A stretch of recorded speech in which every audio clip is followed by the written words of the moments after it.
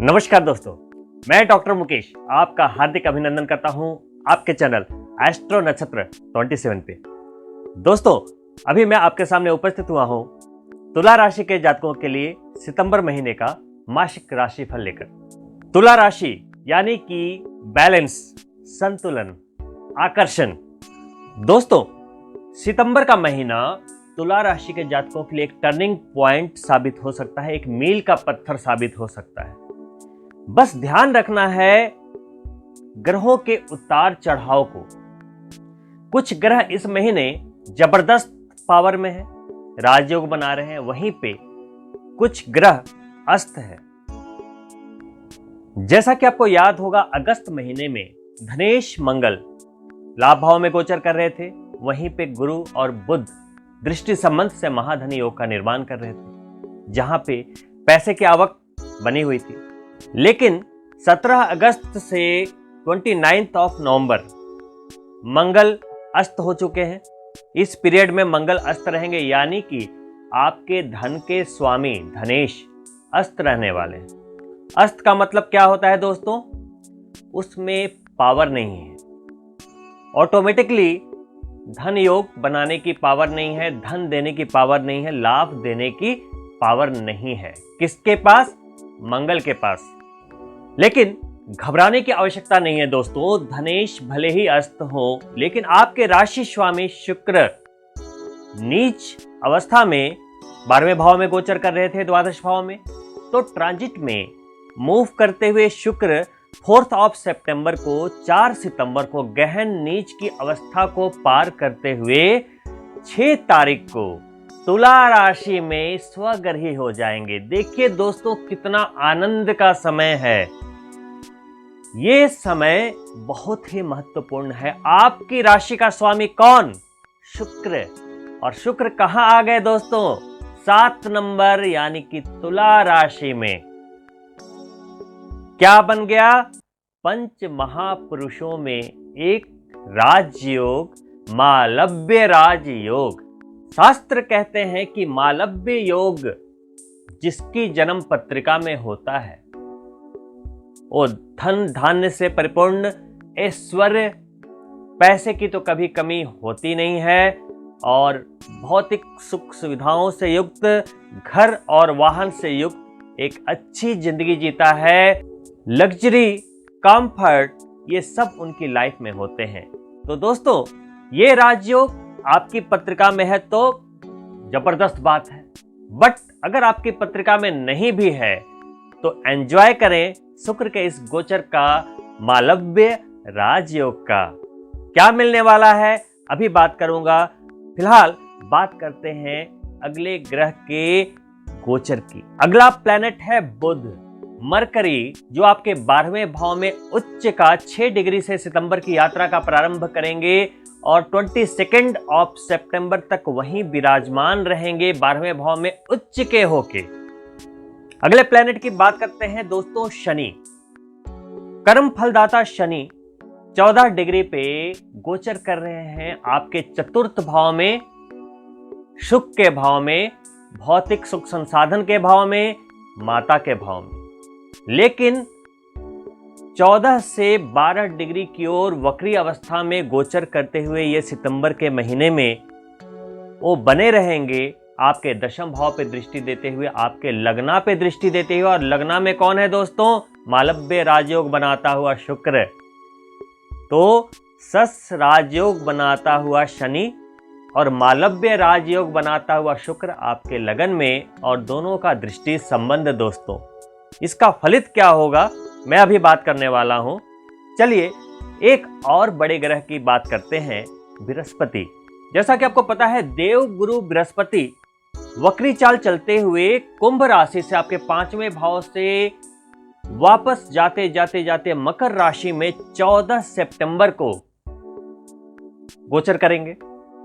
शनि की राशि में शनि से वो युति करेंगे, कंजक्शन करेंगे और वहां नीच के हो जाएंगे।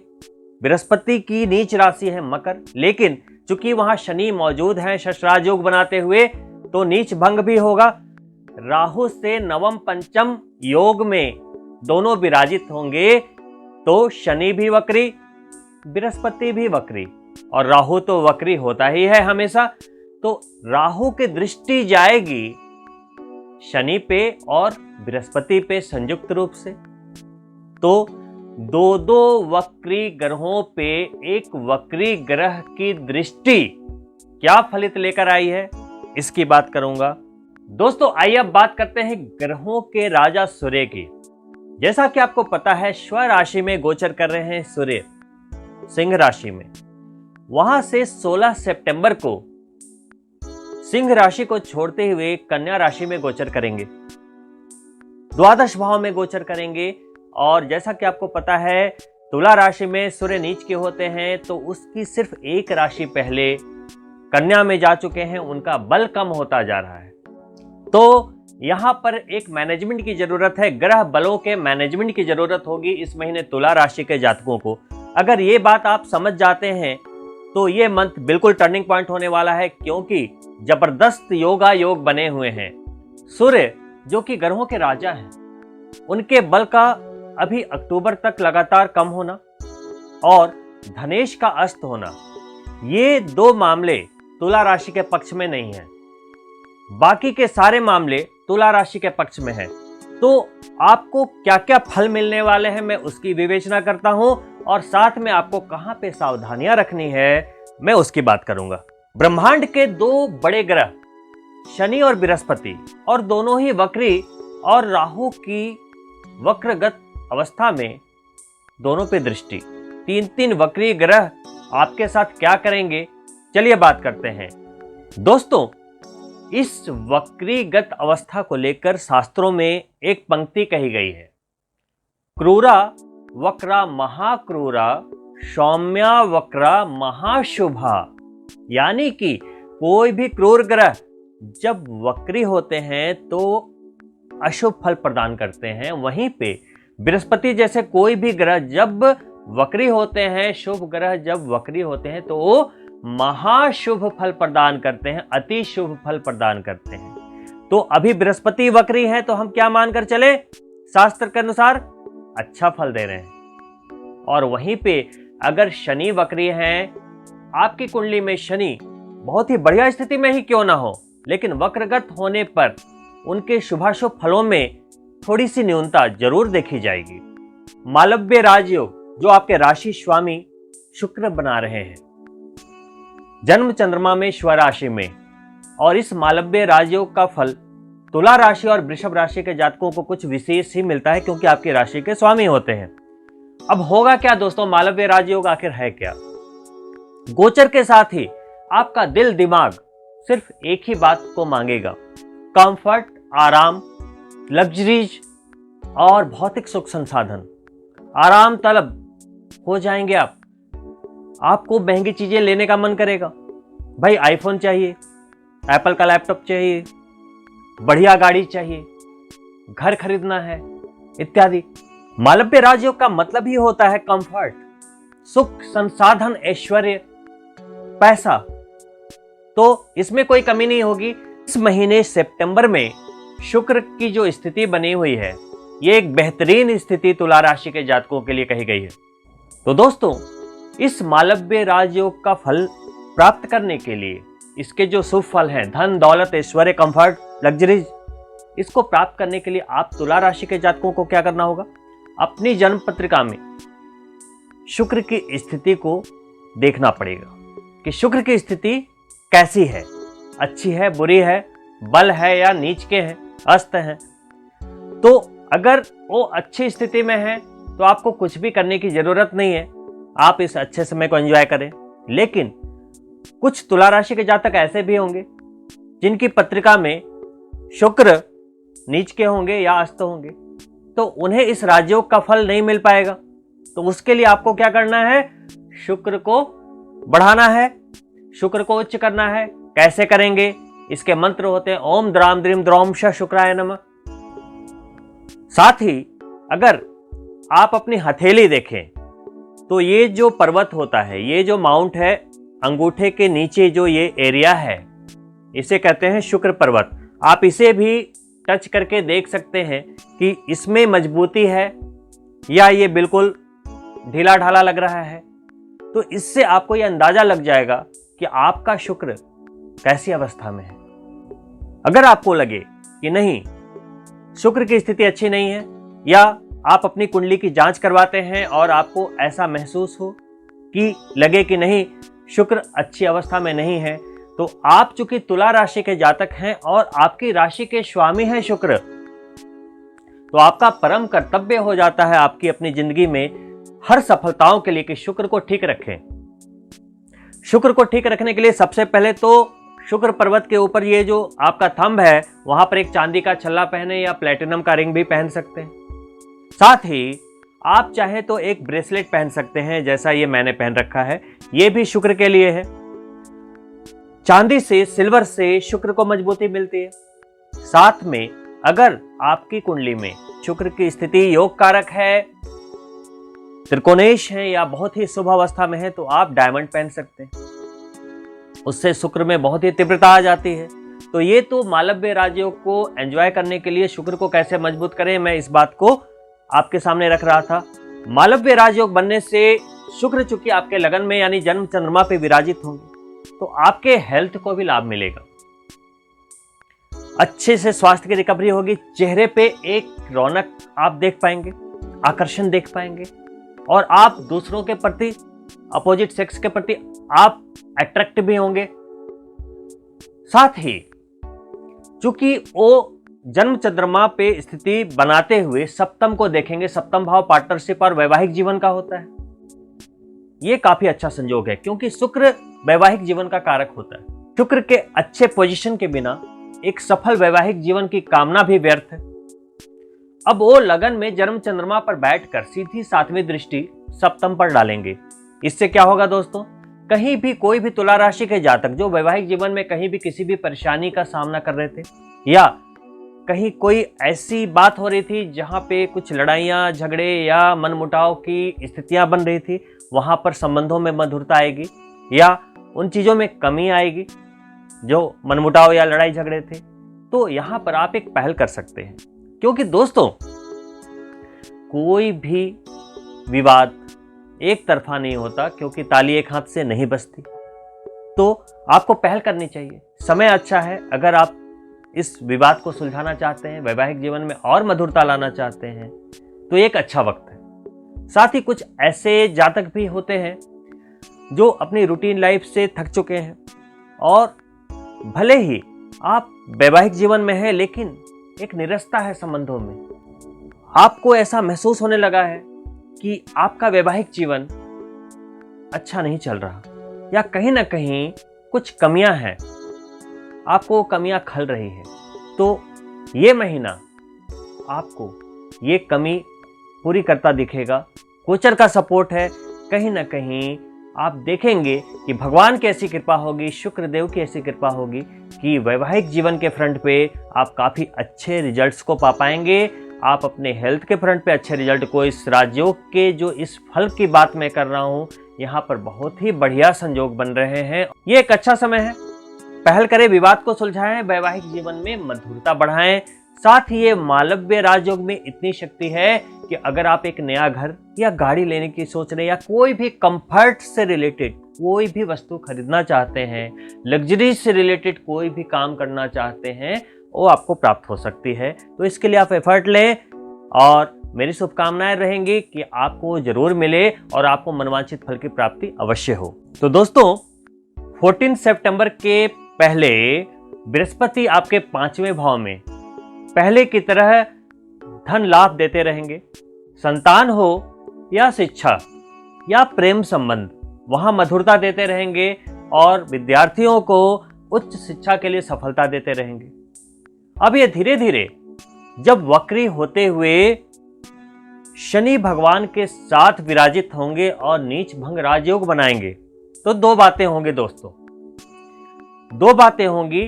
पहला कि शनि शश राजयोग बना रहे थे, लेकिन चूंकि वक्री थे तो उनकी जो क्वालिटी है रिजल्ट देने की, उसमें कुछ प्रॉब्लम्स थी।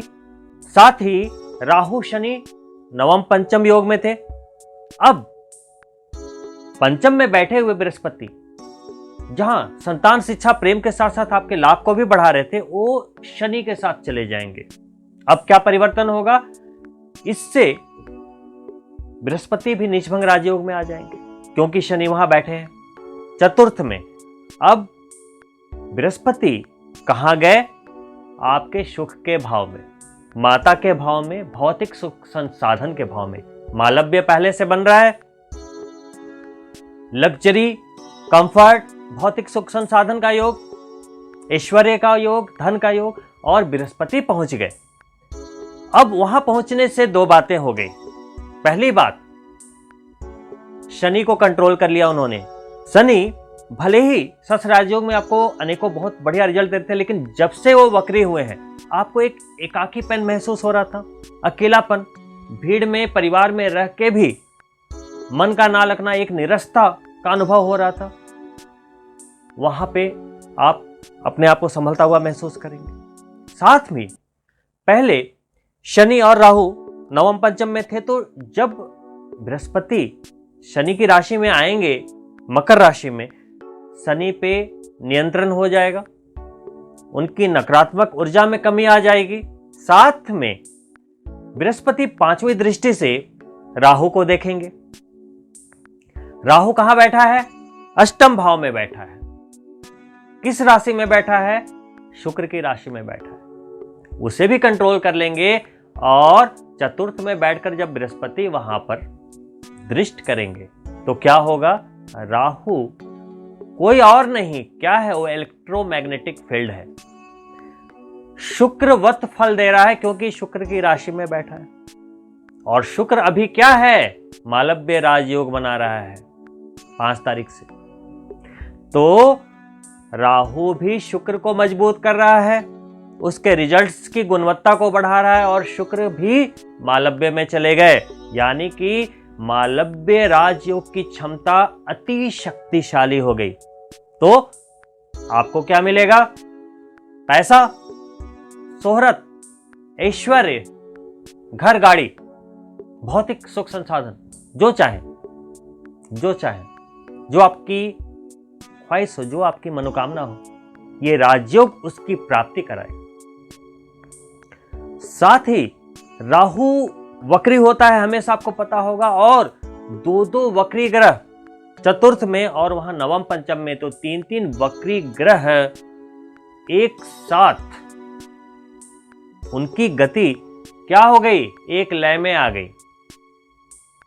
अगर एक वक्री होते, एक मार्गी होते, तो यहां पे प्रॉब्लम थी, लेकिन चूंकि राहु भी वक्री, बृहस्पति भी वक्री, शनि भी वक्री, केतु भी वक्री, बैलेंस बन गया, तो यहां चिंता की आवश्यकता नहीं है। मति भ्रमित करने वाले वीडियोज को देखकर आप चिंता ना करें कि ये वक्री हो गया तो ये हो जाएगा, वो हो जाएगा, कुछ नहीं होगा, सब बढ़िया है।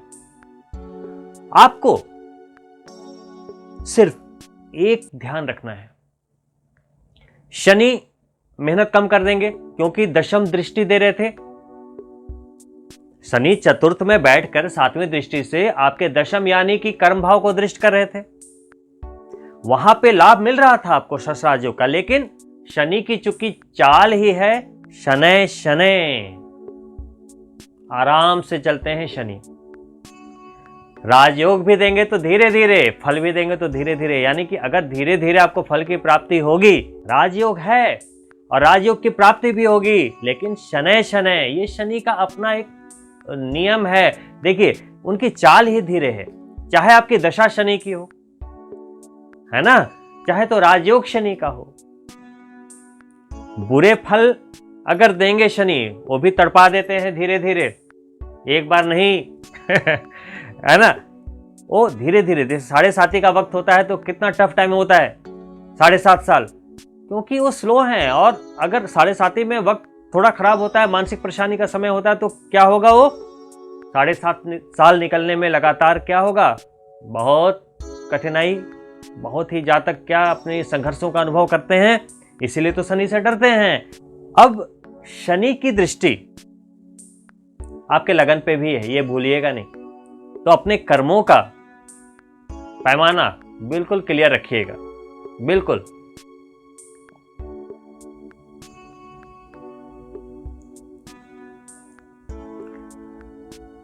शनि की दशम दृष्टि आपके लगन पे भी है, भूलिएगा नहीं। तो आप अभी कितने राजयोग में आ गए? 3 राजयोग में आ गए। 3 राजयोग में आ गए तो सफलता कैसे दूर रहेगी आपसे? कैसे दूर रहेगी? बहुत सारे तुला राशि के जातक अगर इस गलतफहमी में है कि अभी भी संघर्ष है, तो दोस्तों आप बहुत बड़ी गलतफहमी में, सच में बहुत बड़ी गलतफहमी में।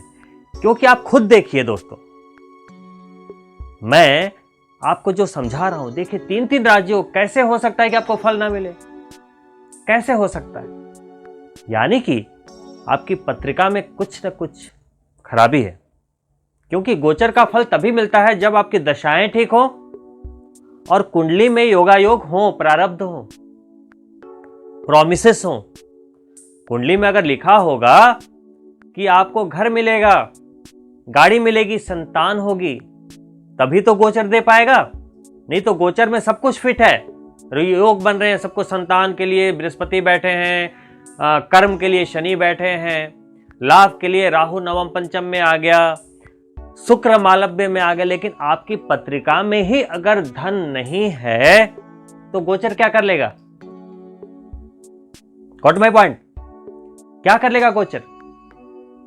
यही कारण है कि मैं हमेशा आपको कहता हूं कि अपनी जन्म पत्रिका की जांच अवश्य करवाएं और अच्छे तरीके से कराएं। यह नहीं कि जिंदगी के एक बड़े डिसीजन को ले रहे हैं, बड़ी इन्वेस्टमेंट करना चाहते हैं, नया काम स्टार्ट करना चाहते हैं, पार्टनरशिप करें कि ना करें, करोड़ों की दौलत खरीदें या ना करें, जमीन खरीदें या ना खरीदें। जब आप बड़े बड़े निर्णय लेना चाहते हैं तो आपको एक एस्ट्रोलॉजर की तलाश होती है। और अधिकतर लोग गलती क्या करते हैं कि वो किसी ऐसे एस्ट्रोलॉजर की तलाश करते हैं जो उन्हें फ्री में सलाह दे दे। इतने अच्छे समय में अपनी जिंदगी के साथ खिलवाड़ ना करें और सीरियस हों, अपनी पत्रिका की जांच करवाएं और देखें कि कहां समस्या है। कहीं जन्म पत्रिका में कहीं कोई ग्रहण दोष तो नहीं है, कहीं कोई पितृ दोष तो नहीं है, कहीं श्रापित दोष तो नहीं है, कहीं चांडाल दोष तो नहीं है। कोई भी दुर्योग अगर बनता है तो राजयोग नलिफाइड हो जाते हैं, निरस्त हो जाते हैं। आपको पता होगा दोस्तों, कैसे मिलेगा फल? चेक तो करें। तो मैं यही सजेस्ट करूंगा कि इस अच्छे वक्त को और अच्छा बनाने के लिए आप अपनी जन्म पत्री में जो न्यूनता है, जो प्रॉब्लम्स है, उसे दूर करें, तभी आपको इस अच्छे वक्त का फल मिल पाएगा। और साथ ही राहु अष्टम में आपको एक अचानक धन लाभ होने के संकेत दे रहा है। अचानक धन लाभ के संकेत दे रहा। हो सकता है आपका फंसा हुआ पैसा है, काफी टाइम से था, वो मिल जाए। चतुर्थ भाव का कंजक्शन है, हो सकता है प्रॉपर्टी का कुछ मामला था या कुछ ऐसे पैसे आपके फंसे हुए थे, ये निकलने का वक्त है, ये निकलने का वक्त है। 12वें भाव में बुध उच्च का, कन्या राशि में विदेश से संबंध बनने के योग, विदेश जाने के योगायोग, विदेश से लाभ के योगायोग को लेकर आया है। जबरदस्त मजबूत वाला, क्योंकि बुध उच्च का बैठा है वहां। 12वां भाव नुकसान का भी है, लेकिन चूंकि वहां उच्च का बुध है तो वहां पे नुकसान नहीं होने देगा और आपके खर्चों पे नियंत्रण होगी, क्योंकि व्यय का भी भाव है। हेल्थ के लिए निश्चिंत रहें। अभी इस महीने सितंबर में कुछ नहीं होगा, कुछ नहीं होगा, सब मस्ती में रहेंगे, बढ़िया हेल्थ रहेगी, क्योंकि मालव्य राजयोग शुक्र आपके लगन में बना रहा है, तो हेल्थ में कोई समस्या नहीं आएगी। हां, सिर्फ एक समस्या है, वो है मंगल की समस्या। आप अपनी गाड़ी पे बैठे हैं, रफ्तार में आगे बढ़ने को शुक्र साथ दे रहे हैं, शनि भी, बृहस्पति भी, राहु भी, केतु भी, लेकिन मंगल पीछे से खींच रहा है। क्यों? नवंबर तक के लिए अस्त हो गए और वो आपके धन के स्वामी हैं। जब धन के स्वामी ही अस्त होंगे तो अस्त का मतलब क्या हो गया? वो सो गए जी, पावर नहीं है उनके पास। तो आपको क्या करना पड़ेगा? आपको अभी दूसरों के सहारे धन संग्रह करना पड़ेगा, है ना? क्योंकि एक पीछे से खींच रहा है, बाकी तो सब आपको आगे बढ़ाने को तैयार हैं, तो उनको लेके चले ना। 9 के 9 प्लैनेट तो आपको पॉजिटिव एनर्जी कभी नहीं दे सकते ना, कहीं तो न्यूनता अधिकता रहेगी। लेकिन अगर आप मंगल के मंत्रों का जाप करते हैं, ओम क्राम क्रीम क्रोम शभ होमाय नमः, तो आपको मंगल में ऊर्जा बनी रहेगी और आपकी स्थिति मजबूत रहेगी। अब बात करते हैं कि देखिए इतने योगा योग हैं, हर कोई जानना चाहता है कि हमें कहाँ क्या मिलेगा। तो आपकी नजरों में सफलता का पैमाना क्या है, पैरामीटर क्या है?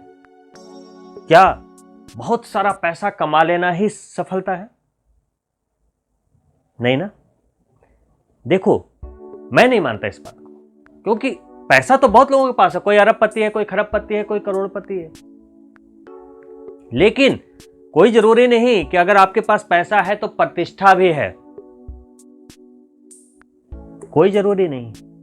पैसे के साथ अगर प्रतिष्ठा भी हो तब मजा आएगा, तब मजा आएगा। उसके लिए सूर्य को बल दीजिए, गायत्री मंत्र कीजिए, तभी प्रतिष्ठा मिलेगी। नहीं तो एक मजबूत सूर्य के बिना प्रतिष्ठा नहीं मिल सकती, लोग आपका गुणगान नहीं कर सकते।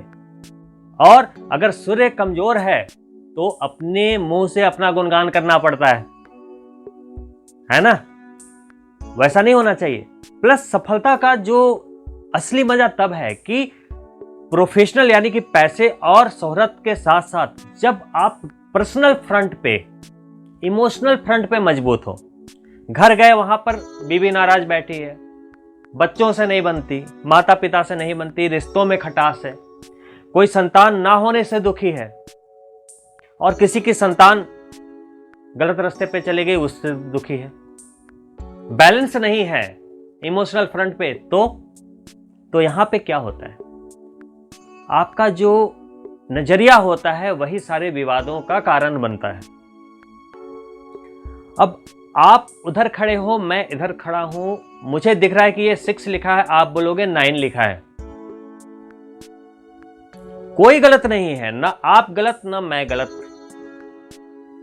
बस मैं आपके पॉइंट ऑफ व्यू को नहीं समझ रहा हूं और आप मेरी जगह आकर नहीं देख रहे कि मैं क्या देख पा रहा हूं, और हम लड़ पड़े आपस में। देखिए, या तो पति पत्नी का मामला हो, या तो बच्चों का मामला हो, या तो प्यार का मामला हो, कोई ब्रेकअप का मामला हो, या कोई भी रिश्ते। अरे तुला राशि में तो एक बात तो कॉमन होती है कि चाहे आप अपना कलेजा भी निकाल कर रख दो, किसी के लिए कितना भी कर दो, आपको क्रेडिट नहीं मिलता। आपके माँ बाप आपको क्रेडिट नहीं देते, दूसरे क्या देंगे, है ना? तो देखिए, इमोशनल फ्रंट पे अपने आप को मजबूत रखने के लिए, मधुरता बनाने के लिए हमें हमें अपने नजरिए को ठीक करना पड़ेगा और दूसरों को भी उसके लिए समझाना पड़ेगा कि आप मेरी जगह आकर देखें और आपको भी उनकी जगह जाकर देखना चाहिए। तो मेरे हिसाब से यहाँ पे 50% तो प्रॉब्लम का हल जरूर मिल सकता है अगर आप ये अभ्यास करते हैं। क्योंकि अगर आप सफल होंगे तो आपकी सफलता का आनंद आप किनके साथ लेंगे जब आपके साथ रिश्ते ही नहीं होंगे?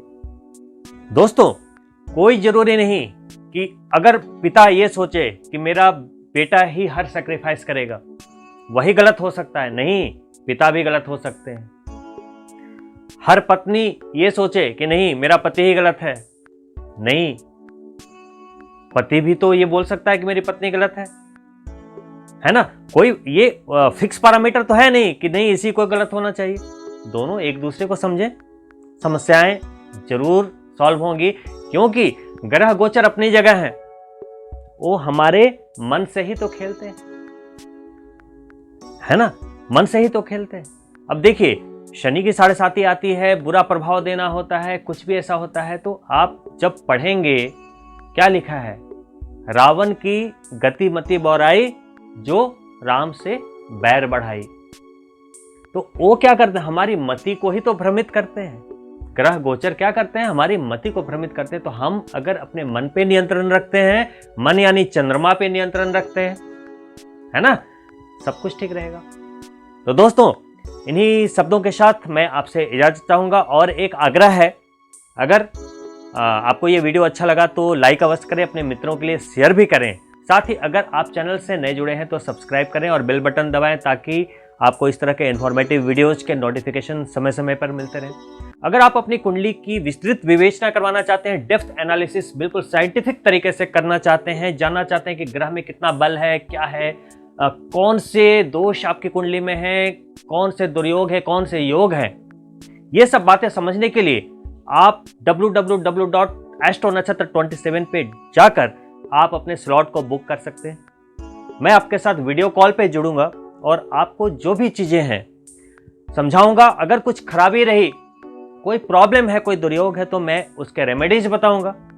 अगर कहीं पे भी कुछ अच्छाई है तो उसे और अच्छा कैसे बनाएं, ये भी टिप्स दूंगा। साथ ही आपको कौन से जेमस्टोन्स पहनने चाहिए जिससे आप जो 10 सालों में पाना चाहते हैं 2 सालों में पालें, ऐसी कुछ बातें भी बताऊंगा। तो दोस्तों, एस्ट्रोलॉजी आपके लिए ही तो बनी है, आपकी मार्गदर्शक है, आपकी जिंदगी का जीपीएस है। तो आप इसे अगर यूज करते हैं तो जिंदगी आसान हो जाएगी, सफलता के रास्ते जल्दी तय हो जाएंगे। तो इन्हीं शब्दों के साथ मैं इजाजत चाहूंगा। अगली वीडियो में बहुत जल्द मिलता हूं, तब तक के लिए नमस्कार।